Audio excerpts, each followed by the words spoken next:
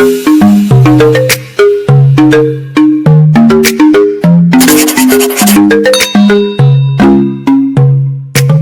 children, welcome to my channel.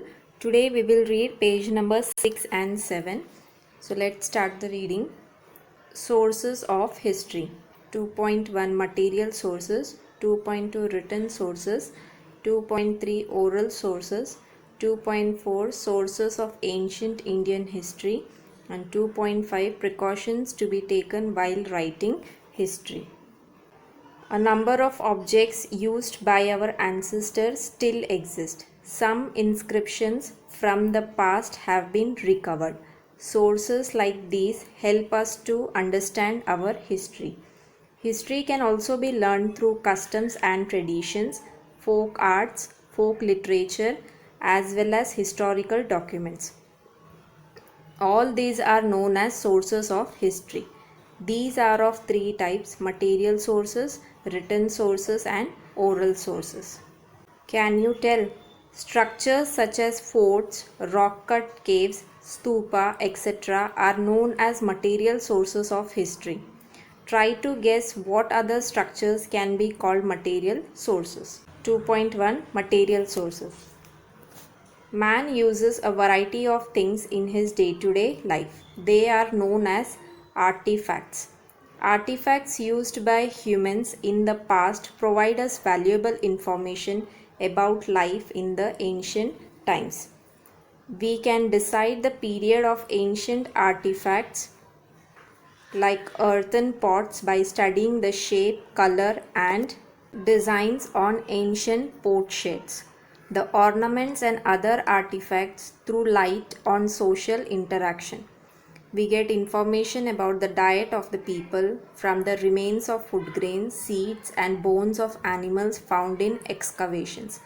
Also, we find the remains of houses and buildings built in different historical periods. We also find ancient coins and seals. All these give us information about human activities in the past. All such artifacts, articles, monuments, or their ruins are called the material sources of history. Do you know? Food grains do not last long. They get easily infested and turn into powder. In ancient times, people used to roast food grain before grinding them. If a few grains got charred while roasting, they were thrown away. Such charred grains can remain intact for a long period. During excavations, such charred grains can be recovered. When these are inspected in a laboratory, we come to know what grain it is. Do you know? Written sources of history include inscriptions carved on temple walls, walls of rock cut caves and rocks, inscriptions on copper plates, pots, bricks, and on writing sheets made from palm leaves and birch bark, etc. Point 2 Written sources.